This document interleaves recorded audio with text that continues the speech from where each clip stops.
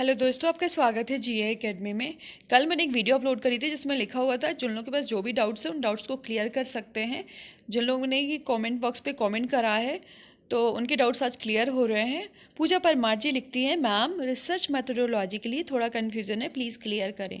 तो मैं आपको बता देती हूँ कि 10 से 12 क्वेश्चंस बना दूँगी, अभी ही अपलोड कर दूँगी 6 बजे तक। तो आप लोग देख लेना, सभी के लिए रहेगा, कॉमन रहेंगे क्वेश्चन उसमें।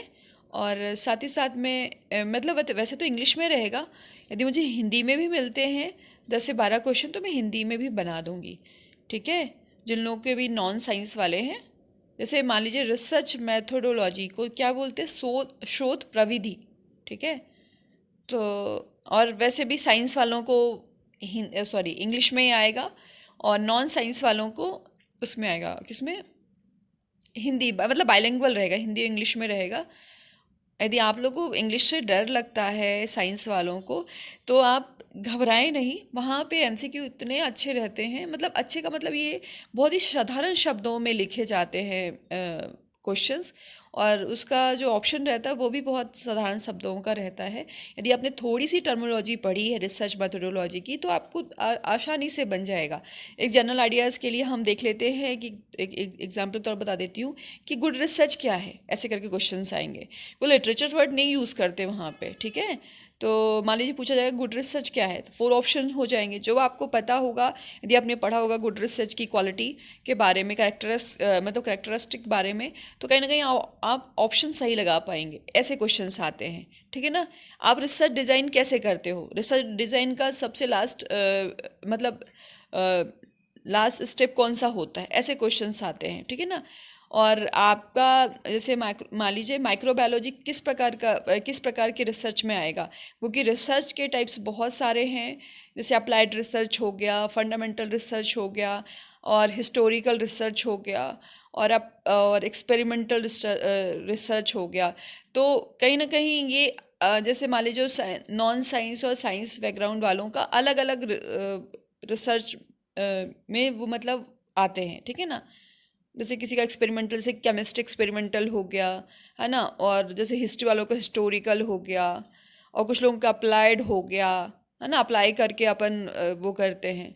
तो इन चीज़ों का यदि आपने अच्छे से पढ़ा होगा तो कहीं ना कहीं अच्छे से बन जाएगा। हाँ, एक बात और, जो आपका टॉपिक, जो आपका रिसर्च मेथोडोलॉजी में जो भी मतलब सिलेबस है उसके अकॉर्डिंग ही पढ़ना है। ठीक है, तो आपका डाउट क्लियर होता है, मैं आप वीडियो अपलोड कर दूंगी, आप देख लेना। चलिए अब हम सेकंड व्यूवर्स को ले लेते हैं।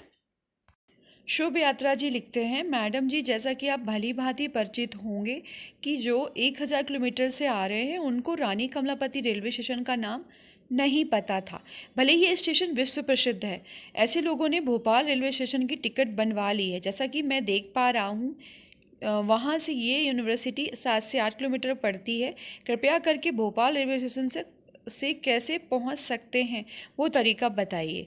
एक तो यदि आपकी ट्रेन रानी कमलापति रेलवे स्टेशन तक आती है तो आप डायरेक्ट रानी कमलापति स्टेशन तक आ जाइए। ठीक है ना। या फिर आप भोपाल स्टेशन में रुकिए, वहाँ से एक सिटी बस भी चलती है। ठीक है, और वहाँ से ही आप ओला ऊबर भी बुक कर सकते हैं। एक ऊबर बाइक आती है और ओला बाइक आती है। या कि फिर आप चलो ऐप डाउनलोड कर लेंगे। ये ऐप जो है, जितने भी मेट्रो सिटीज़ हैं, हमारे यहाँ भी मेट्रो तो आया नहीं, लेकिन ये हमारे यहाँ चलो ऐप, जो भी सिटी बस चलती हैं तो उनके लिए ये ऐप चलता है। और वहाँ पे यदि आप टाइप करेंगे कि आपको भोपाल रेलवे स्टेशन से जाना है कहाँ, बरकतुल्लाह यूनिवर्सिटी जाना है, तो आप टाइप कर देंगे, वहाँ पे आपका फेयर आ जाएगा, और साथ ही साथ में आपका मतलब बस नेम भी आ जाएगा, मतलब सिटी बस नेम आ जाएगा, तो आप जा सकते हैं। ठीक है, और आप ऊबर या ओला बुक कर सकते हैं। चलो, अब सबसे अच्छा है, यदि आप नहीं, मतलब आपकी बस नहीं आ पा रही है तो फिर आप प्रॉब्लम में हैं, तो ऊबर ऊबर बाइक बुक कर लीजिए। यदि आप सिंगल में हैं या डबल में हैं तो आप ऑटो बुक कर सकते हैं, है ना। यहाँ बहुत सारे ऐप चलते हैं, कोई दिक्कत वाली बात नहीं है। और या फिर ब्लू कलर की भी बस चलती है, उसमें से भी आ सकते हैं। हाँ, वो ब्लू वाली बस बहुत रुकती है, तो इस बात का ध्यान रखें कि आपको जल्दी पहुंचना है, आधे घंटे पहले पहुंचना है, ठीक है। क्योंकि यहाँ यूनिवर्सिटी में पहुँचने तक तो ठीक है, फिर अंदर जो कैंपस में जो हड़बड़ी या भागम दौड़ी होगी वो फिर प्रॉब्लम जाएगी। इससे अच्छा मैं यही कहूँगी 45 मिनट पहले पहुँचें आप सभी लोग, ठीक है। ऐप है और ये ऊबर है, ठीक है ना। इनमें से कोई सा भी आप चूज़ कर सकते हैं। वैसे ऊबर थोड़ा सा सस्ता है, ओला थोड़ा महंगा है, लेकिन जल्दी बुकिंग ओला में हो जाती है, ऊबर में थोड़ी लेट बुकिंग होती है। इसी तरीके से ये है चलो ऐप, जो कि सिटी बस के लिए है। आप इसमें टाइप कर देंगे तो सारी इन्फॉर्मेशन आ जाएगी, कितना फेयर है, कहाँ जाना है, कितने मिनट में आएगी, ये सारी इन्फॉर्मेशन मिल जाएगी, ठीक है। तो लेकिन मेरे हिसाब से यदि आप लेट हो रहे हो तो आप ओला बुक कर लो और तुरंत पहुंच जाओ बरकतुल्ला यूनिवर्सिटी। सेकेंड डाउट शुभ यात्रा जी की है। मेरी आपसे रिक्वेस्ट है कि कृपया करके विषयवार पीएचडी फॉर्म कितने भरे गए हैं उसके विषय में अगर संभव हो तो कोशिश करके बताने की कृपा करें कि इस विषय में इतने फॉर्म भरे गए हैं। तो मैं आपको बता दूं कि टोटल फॉर्म भरे गए हैं 4400, लेकिन पर्टिकुलर किस सब्जेक्ट में कितने फॉर्म भरे गए हैं ये मुझे नहीं पता है। एक बात ये है कि यदि जितनी वैकेंट सीटें कम है, जैसे म्यूज़िक हो गया, डांस हो गया, और भी जैसे पर्शियन, उर्दू, इनमें सीटें कम हैं तो कहीं ना कहीं इसमें फॉर्म भी कम भरे गए हैं। जिनमें सीटें ज़्यादा हैं उनमें फॉर्म ज़्यादा भरे गए होंगे। और आपको कितने फॉर्म भरे गए होंगे इसकी चिंता नहीं होनी चाहिए। आपको ये चिंता होनी चाहिए कि हम कैसे 100 में से 50 मार्क्स मतलब पास हों, या कि फिर उससे ज़्यादा मार्क्स लेके आएँ। आपको इसकी चिंता होनी चाहिए। क्योंकि यदि आप ये भी सोच लोगे ना कि कितने फॉर्म भरे गए हैं, है ना, तो इसमें ये नहीं है कि आपके कम फॉर्म भरे गए हैं तो यदि आपके 30 या 35 आ गए तो आप पासिंग हो जाओगे, ऐसा नहीं है। 50 मतलब 50। यदि आप SC ST या OBC से बिलोंग करते हो तो उसमें ज़रूर 5% रिलैक्सेशन है। लेकिन यदि आप अदर स्टेट से बिलोंग करते हो तो उसमें 50% मतलब 50% ही लगेगा, ठीक है। तो आप ये सोचो कि कैसे हम अच्छे मार्क्स स्कोर करें, जिससे हमारी जो RAC है उसमें थोड़ा बहुत भी 19-20 हो, टॉपिक अच्छा ना हो, रिसर्च प्रपोजल अच्छा ना बनाया हो तो भी चल जाए, है ना। इस बात का वो करें, आप चिंता करें, इस बार चिंता ना करें कि कितने लोगों ने फॉर्म भरा, ठीक है। तो चलिए आपका थर्ड डाउट देख लेते हैं कि क्या है। थर्ड डाउट है शुभ यात्रा जी का। रिस्पेक्टेड मैडम जी, जिस कैंडिडेट का एडमिट कार्ड आपने निकाला था उसने, जैसा कि मैं देख पा रहा हूँ कि उसने लॉ की पढ़ाई पढ़ाई ऐसी यूनिवर्सिटी से की है और मात्र 54 अंक प्राप्त किए हैं, जबकि डिपार्टमेंट में पढ़ाई भी अच्छी कराई जाती है और पेपर में नंबर भी पूरे पूरे दिए जाते हैं। उसके बावजूद भी इतने कम नंबर आए हुए हैं इस कैंडिडेट के। कृपया मुझे बताइए, क्या इस यूनिवर्सिटी में अच्छे मार्क्स देते ही नहीं हैं कि क्या, अच्छा पेपर लिखने के बावजूद भी? वरना अन्य यूनिवर्सिटी डिपार्टमेंट में पढ़े हुए लोगों के 80 से 90% आम बात आना है। मैं एक बात बता दूं कि लॉ वाले स्टूडेंट ज़्यादा पढ़ते नहीं हैं, वो सिर्फ एग्ज़ाम देने की कोशिश करते हैं, और जो यदि रेगुलर आएगा तो कहीं ना कहीं उसे मार्क्स भी अच्छे मिलेंगे, और और उसके 54% तो मार्क्स नहीं आ सकते, इतने कम, ठीक है। और कहीं ना कहीं लिखने की शैली भी ऐसी होनी चाहिए, क्योंकि यदि आप स्कूल में होते हो तो वहाँ लिखने का अलग तरीका होता है, लेकिन यदि आप कॉलेज में हो तो कुछ चीज़ें पूछी जा रही हैं तो 1 से 1.5 पेज में लिखना होता है। 2 नंबर का है या 3 नंबर का है, लेकिन लोग 2 या 3 लाइन में लिखते हैं, तो कैसे लोगों के मार्क्स आएंगे ऐसे, है ना। और जो नहीं पढ़ेगा, जो ऐसे लिख के आएगा, उसके ऐसे ही मार्क्स आएंगे। इसमें डिपार्टमेंट या कि फिर यूनिवर्सिटी की कोई गलती नहीं है। जितना आप अच्छे से लिखोगे, एक्सप्लेन करोगे किसी भी क्वेश्चंस को, उतने अच्छे आपको मार्क्स मिलेंगे। और आप किसी एक कैंडिडेट के उससे जज नहीं कर सकते हो कि इतने कम मार्क्स आ रहे हैं तो सभी के आएंगे, ऐसा नहीं है। कुछ लोग नहीं पढ़ते हैं, बस एक मुंह उठा के एग्जाम देने चले जाते हैं, तो कुछ इस तरीके का भी हो सकता है इन कैंडिडेट्स के साथ। या कि फिर कुछ प्रॉब्लम या इशू आ जाते हैं ना, कि हम उस टाइम में एग्ज़ाम सही तरीके से नहीं दे पाते, कभी फीवर, तो कभी कुछ ना कुछ प्रॉब्लम आ जाता है। तो हम एक यदि हम 54% को लेकर के इतना इशू बनाएंगे ना कि जो है इतने कम परसेंट कैसे आए, तो उस टाइम में क्या सिचुएशन थी, कैसे उन्होंने एग्ज़ाम दिया, ये सब मैटर करता है।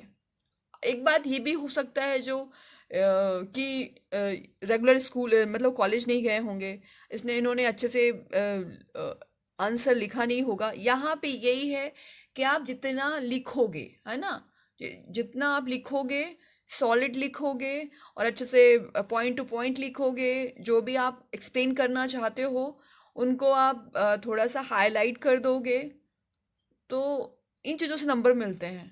ठीक है। और कोई भी चीज़ आप एक्सप्लेन कर रहे हो तो उनका एक तरीका होता है एक्सप्लेन करने का। ऐसा नहीं कि लो भैया कुछ भी मतलब कुछ भी आपको याद नहीं है तो कुछ भी लिखे पड़े, ऐसा नहीं। यदि पॉइंट टू पॉइंट लिखोगे तो क्यों नंबर नहीं मिलेंगे, सबको नंबर मिलते हैं। ठीक है। और यदि टॉपर जो भी होता है ना, तो कहीं ना कहीं उसकी मेहनत दर्शाता है। ठीक है। यदि आप 80 से 90 की बात करेंगे ना, तो उन बच्चों के आते हैं जो बच्चे रेगुलर जाते हैं। जो बच्चे रेगुलर नहीं जाते हैं उन बच्चों के परसेंटेज कम आते हैं। हाँ, मैंने बहुत सारे लोगों को देखा है कि जो कि घर पर भी स्टडी करते हैं, रेगुलर नहीं भी जाते हैं, तो उनके भी मार्क्स अच्छे हो जाते हैं। लेकिन लिखने की शैली पे डिपेंड करता है ना कि कैसे लिख रहा है, कैसे अपना उत्तर का प्रेजेंटेशन कर रहा है, मतलब आंसर का प्रेजेंटेशन कर रहा है। यही है कि आप स्कूल जो जैसे मान लीजिए स्कूल का आप मेथड कॉलेज में अप्लाई करोगे तो आपके ऐसे ही परसेंटेज आएंगे। यदि आप सोचो कि आप कॉलेज में हो, है ना, उसके आंसर कॉलेज के अकॉर्डिंग लिखो, कि आप जो जो जानते हो सब कुछ एक्सप्लेन करो और पॉइंट टू पॉइंट अंडरलाइन करके जो आप टीचर को बताना चाहते हो कि इस आंसर में ये चीज़ बहुत अच्छी है, आप इसे पढ़ो और मार्क्स दो, है ना। तो यही है कि बहुत सारे फैक्टर डिपेंड करते हैं, किसी के परसेंटेज कम आ रहे हैं या किसी के परसेंट ज़्यादा आ रहे हैं, है ना, दैट्स अ मैटर। और आशिफ अमीर जी लिखते हैं, मैडम जो डिसेबल पर्सन है उनका फ़ी 1,000 रुपये था, मगर फॉर्म सबमिट किया दौरान ऑप्शन आया 2,500 रुपये का, 1,500 रुपये कैसे रिफ़ंड होंगे। तो जहाँ तक मैं सोच रही हूँ कि यदि आप मध्य प्रदेश के मूल निवासी हैं, यदि पीएच से बिलोंग करते तो 1,000 होगा आपका। यदि आप अदर स्टेट से बिलोंग करते हो और आप पीएच में हो तो 2,500 रुपये होगा, ऐसा मेरा मानना है ना। तो मेरे मानने को साइड में रखिए, एक एप्लीकेशन लिखिए कि आईटी सेल हेड को, जो कि ननन त्रिपाठी हैं शायद उनके हेड आईटी सेल के, तो और वहाँ पे विषय लिखिए फीस रिफ़ंड के लिए। फिर आपके पास जो भी है ना एप्लीकेशन में जैसा भी आप पुट करते हैं वो कीजिए। फिर अपना नाम लिखिए और फिर उसके बाद अपना एप्लीकेशन नंबर लिखिए और अपना सब्जेक्ट लिखिए, जिस सब्जेक्ट से मतलब आप कर रहे हैं, पीएचडी करेंगे, एंट्रेंस एग्ज़ाम दे रहे हैं, वो करिए। और फिर उसके बाद आपको यदि आप मूल निवासी हैं तो वो हम बताइए, अदरवाइज़ नहीं बताइए, है ना। और ये लिख दीजिए। और जो आपने एप्लीकेशन मतलब जो आपने फॉर्म भरा था एंट्रेंस एग्ज़ाम का, उसका एक कॉपी, फ़ोटो कॉपी ज़रूर लगा दीजिएगा उस आवेदन में और सिग्नेचर कर दीजिएगा। और फिर आप और ननन त्रिपाठी को आप सबमिट कर दीजिएगा। एक पावती ज़रूर ले लीजिएगा, है ना। आईटी सेल में आपको सारी इन्फॉर्मेशन मिल जाएगी। और 26 तारीख अच्छा हुआ शनिवार है, तो एटलीस्ट आप वहाँ पे जा कर के अपनी बात रख सकते हैं। और जैसे आपका 12 बजे ख़त्म होता है एग्ज़ाम, तो आप अपनी बात रख दीजिए। और या कि फिर एक मैंने नंबर जो बताया है ना आपको, मतलब वीडियो बना दिया है कि जो भी कोई भी मतलब आपको डाउट है तो उस नंबर पे आप कांटेक्ट कर सकते हो। तो उसका वीडियो मैंने बना दिया है, तो आप चाहो तो वहाँ भी बात कर सकते हो। और चाहो तो आप यदि आपका आपका शिफ्ट है 2 से 5 या कि फिर 2 से 5 है आपका शिफ्ट, तो थोड़ा पहले आ जाइए और वो एप्लीकेशन सबमिट कर दीजिएगा। ठीक है। और या कि फिर आपका यदि वो है 10 से 12 है तो 12 बजे के बाद आप सबमिट कर दीजिएगा। अब तो रीज़न तो पता चल जाएगा क्यों आपके पैसे इतने कटे, है ना, कि 2,500 रुपये। शायद आपने पीएच का बाई मिस्टेक पीएच ना करके आपने यूआर कर दिया हो, कुछ ना कुछ तो किया है, तभी तो 2,500 रुपये कटे। नहीं तो ये ऑटोमेटिक ऑनलाइन जो चीज़ें होती हैं वो ऑटोमेटिक होती हैं, उसमें कोई किसी का रोल नहीं होता, जो पहले से ही फीड कर दिया जाता है वही जो है उसी के अकॉर्डिंग वो काम वर्क करता है। ठीक है। तो आपको जो जो मैंने बताया है वो करना है। तो चलिए हम लास्ट कैंडिडेट्स को देख लेते हैं। दोनों आधी आधी लिखते हैं, मैम समझ नहीं आ रहा रिसर्च प्रपोजल कैसे बनाऊं, कहाँ से शुरू करूं, कहाँ लिखूं। अगले महीने इंटरव्यू है मेरा। तो आपका यदि इंटरव्यू पीपीटी बेस पे है, पावर पॉइंट प्रेजेंटेशन देना है आपको, तो आप ऐसा कीजिए, पावर पॉइंट में जाइए कंप्यूटर में, और वहाँ पे से 3-4 स्लाइड लीजिए, और पहले स्लाइड में topic name and your name, फिर उसके बाद इंट्रोडक्शन, मतलब जो भी आप टॉपिक बता रहे हैं, जैसे मान लीजिए वाटर पे लिया है तो वाटर के बारे में थोड़ा बता दीजिए इंट्रोडक्शन में। और फिर उसके बाद ऑब्जेक्टिव्स, है ना, 3-4 ऑब्जेक्टिव, मतलब 4 ऑब्जेक्टिव्स होने ही चाहिए, मतलब उद्देश्य क्या है, क्यों कर रहे हैं इस रिसर्च को, है ना। तो ये हो जाएगा। और यदि आप मतलब नॉन साइंस से बिलोंग करते हैं तो एक हाइपोथेसिस भी होती है, हाइपोथेसिस भी इंक्लूड कीजिएगा। यदि आप साइंस से बिलोंग करते हैं तो सीधे डायरेक्ट मैथडोलॉजी पे आ जाइएगा।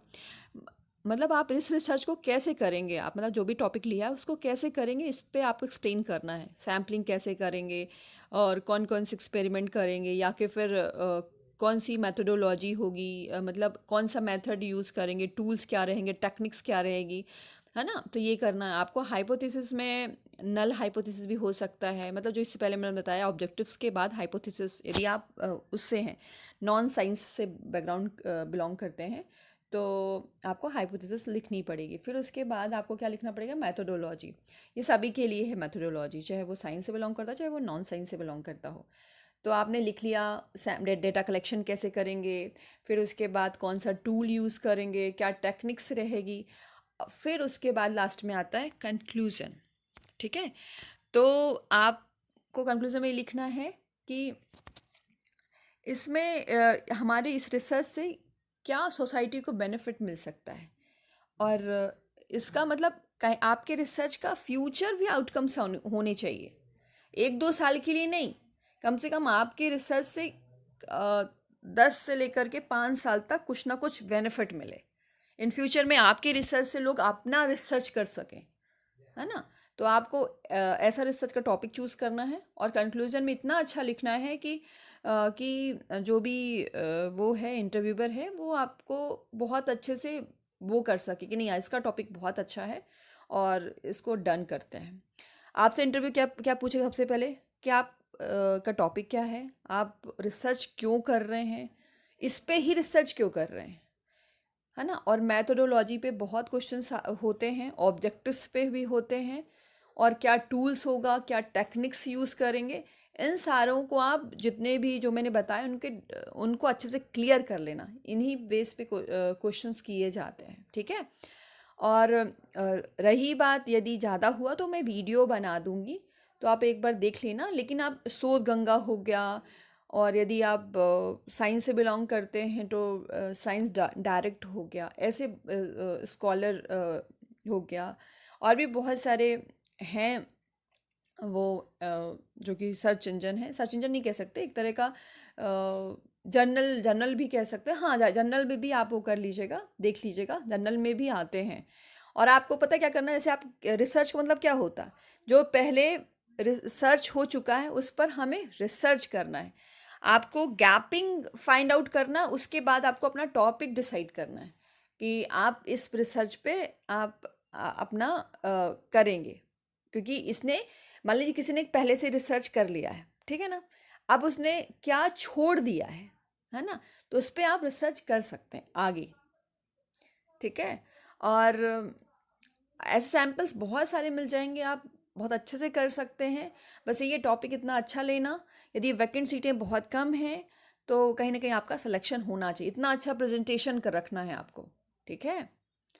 और मैं ये बोल रही हूँ ना, आज का ज़माना ये है कि ऑनलाइन हो गया है, डिजिटलाइजेशन हो गया है, तो एटलीस्ट उसका फ़ायदा उठाएं।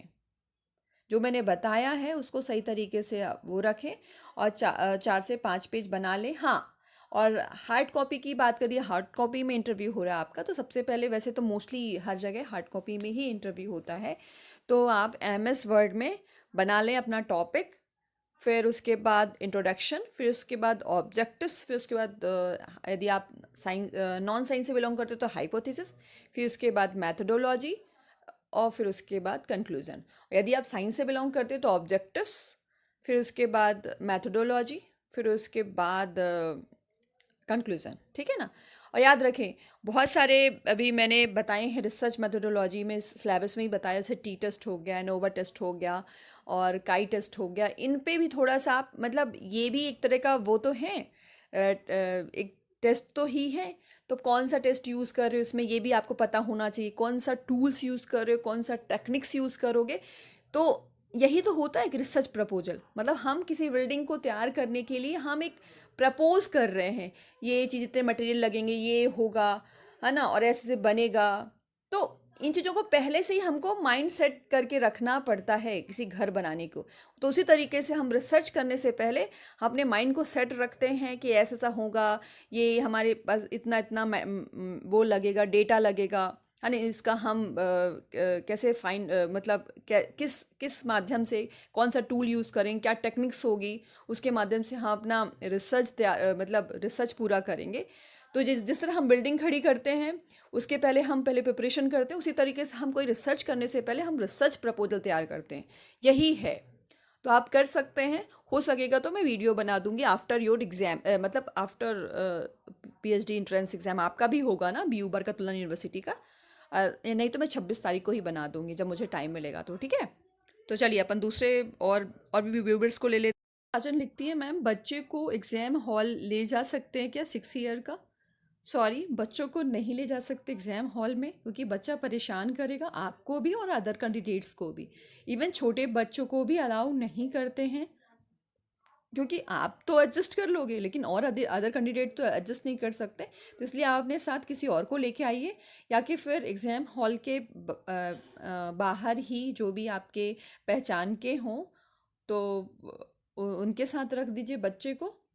या कि फिर आप डिपार्टमेंट में बात करके डिपार्टमेंट में ही बच्चे को आप बैठने के लिए बोल सकती हैं। बात कर लेना, और याद रखिए 45 मिनट्स पहले पहुंचिएगा, जिससे आपको कोई तकलीफ ना हो कोई चीज़ पूछने में। क्योंकि क्या होता है ना, हड़बड़ाहट में सब सारे काम गड़बड़ हो जाते हैं। वैसे भी आपको एग्ज़ाम तो देना ही है ना, तो इस वजह जल्दी ही पहुंच जाइए। और क्योंकि एक बच्चे का भी तो वो रखना है कि बच्चे को जो है सही जगह बैठा दिया जाए। मेरे मेरे हिसाब से तो कभी बच्चों को ले जाना अलाउ नहीं होता, है ना। तो आप जो जहाँ भी जाएंगे ना, तो वहाँ आप पूछ लीजिएगा कि बच्चों को हम कहाँ रख दें, जिससे कि आपकी बच्चे की सेफ्टी भी हो, या कि फिर आपने जो भी जैसे भाई हो, बहन हो, या सिस्टर हो, या कोई भी हो, उनके यहाँ रख सकते हैं, या कि उनको लेके आ सकते हैं। क्योंकि एग्ज़ाम के साथ साथ आपका बच्चा भी ज़रूरी है, तो उसकी भी सेफ्टी के लिए ज़रूर आप कोई ना कोई वो कीजिएगा, मतलब तरीका ढूंढिएगा। मेरे हिसाब से तो आप किसी को लेके आ जाइए, अपने किसी पहचान को, तो एटलीस्ट उसका देखना भी हो जाएगा और आप अच्छे से एग्ज़ाम भी दे पाओगे। नहीं तो आपका दिमाग भटकेगा, यार हमारा बच्चा क्या कर रहा होगा, कैसे होगा, कहाँ होगा, है ना। और हम किसी और की जिम्मेदारी पे नहीं छोड़ सकते। कोई अपना है तो उसकी जिम्मेदारी पे छोड़ सकते हैं, लेकिन और की जिम्मेदारी पे नहीं छोड़ा जा सकता किसी भी बच्चे को, ठीक है। तो आप इस बात का ध्यान रखें। सुबह जी लिखते हैं, जय हिंद मैम, कुछ डाउट है मेरे निम्नानुसार है। मैंने गेस्ट फैकल्टी के लिए अप्लाई कर रखा है। ज्योग्राफी में पीजी में 76% है, यूजीसी नेट क्वालिफाई, अनुभव 0 है। संभावना क्या है भोपाल का कोई कॉलेज मिलने की? तो 75% चांसेस हैं कि आपको भोपाल का कॉलेज मिल जाएगा। क्योंकि यदि पीएचडी वाले नहीं अप्लाई करते हैं ज्योग्राफी में, जिनका पीएचडी नहीं है, यदि वो अप्लाई नहीं करेंगे और यदि गेस्ट फैकल्टी की वैकेंट सीटें होंगी भोपाल में, तो ज़रूर आपका सिलेक्शन होगा। और वैसे भी आप बहुत ही टैलेंटेड हैं, क्योंकि 76% पीजी में ऐसे आसानी से नहीं आते। आपने बहुत मेहनत करी है, इसके लिए बधाई हो। और सबसे अच्छी बात है यूजीसी नेट क्वालिफाई है, मतलब आपका पीजी फेक परसेंटेज नहीं है ना, बहुत अच्छे परसेंटेज हैं आपके। और 75% चांसेस हैं आपके भोपाल में होने को। यदि आपका हो गया तो आप ज्वाइन ही कर लेना और वहाँ से एनओसी ले लेना। तो या कि फिर एनओसी सबमिट कर देना, और फिर जैसे कोर्स वर्क हो जाएगा, फिर उसके बाद आप कंटिन्यू कर लेना अपने जहाँ जिस कॉलेज में पढ़ाओगे वही रिसर्च सेंटर ले लेना, है ना। तो ऐसा कर सकते हैं। और दूसरा क्वेश्चन ये है कि बरकतुल्ला यूनिवर्सिटी में यूजीसी नेट वालों को पीएचडी प्रवेश परीक्षा से छूट क्यों नहीं दी जाती? क्योंकि यूजीसी की गाइडलाइन कहती है नेट वालों को एग्जेम्प्टेड नहीं माना जाए, इस वजह से उन्होंने बरकतुल्ला यूनिवर्सिटी ने एग्जेम्प्टेड नहीं माना है। और साथ ही साथ में ये भी है कि यूजीसी वालों को कोई स्कॉलरशिप भी नहीं मिलती है, ठीक है। JRF वालों को स्कॉलरशिप मिलती है, जिन जिन जिन लोगों को स्कॉलरशिप मिलती है उन लोगों को छूट मिली है, और अदर यूनिवर्सिटी में नेट वालों को भी छूट मिलती है। हर जगह का अलग अलग वो है क्राइटेरिया है, जैसे कि यहाँ की फ़ीस थोड़ी ज़्यादा है ना, एंट्रेंस एग्ज़ाम की फ़ीस, और अदर यूनिवर्सिटी की नहीं है, तो ये वेरिएशन आता रहता है। ठीक है। अब क्या गवर्नमेंट जॉब के साथ पीएचडी करना संभव है? हाँ, संभव है। यदि आपका डिपार्टमेंट आपको पीएचडी करने की अनुमति देता है तो आप कर सकते हैं। उसमें क्या होता है कि आप एनओसी, नॉन ऑब्जेक्शन सर्टिफिकेट, जो कि आपको डिपार्टमेंट से ही बनाना पड़ता है, और जब कोर्स वर्क की क्लासेस लगेंगी वो सबमिट करना पड़ेगा, वहाँ सबमिट कर देना, तो आप 6 मंथ की कोर्स वर्क क्लासेस कर लेना, फिर उसके बाद रिसर्च करते रहना। ठीक है। हाँ, लेकिन जिस डिपार्टमेंट में करते हैं, वहाँ मतलब जॉब करते हैं, उस डिपार्टमेंट से आपको एनओसी बनवानी ही पड़ेगी, क्योंकि यदि आपको इन फ्यूचर में उस डिग्री को शो करना है, अदरवाइज शो नहीं करना है, तो जो है मेडिकल लीव ले लीजिए, है ना, यही सब कर सकते हैं। अदरवाइज मैं तो यही कहूँगी, डिपार्टमेंट कहता है तो आप एनओसी लेकर के कोर्स वर्क कर लीजिए, क्योंकि यदि फ्यूचर में कहीं ना कहीं डिपार्टमेंट का थोड़ा सा आपको पीएचडी की बेस पे बेनिफिट मिल सकता है, तो आप कर सकते हैं। जैसे कुछ लोगों का कोड 28 के तहत जो है कॉलेज में वो होता है, मतलब नियुक्तियाँ होती हैं, तो उन लोग भी एनओसी दे देते हैं, है ना। तो वो तो प्राइवेट कॉलेज की बात हो रही है, लेकिन ये है गवर्नमेंट जॉब में, यदि आपका डिपार्टमेंट कहता है कि आप पीएचडी कर लो, यदि आके फिर करने के लिए बोलता है, नहीं भी बोलता है, लेकिन आपका मन है करने को, तो 6 मंथ का ले सकते हैं आप। ठीक है, या कि फिर लीव ले लीजिए, मेडिकल लीव, यदि आपको वो जो है पीएचडी आपको दिखानी नहीं है ना। तो ठीक है, आप सभी के डाउट्स क्लियर होते हैं। Thank you.